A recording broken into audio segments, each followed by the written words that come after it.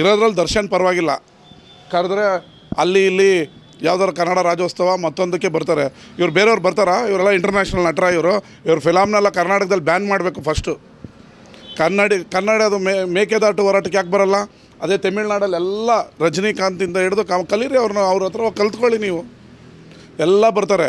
ಇವ್ರು ಯಾರು ಬರ್ತಾರೆ?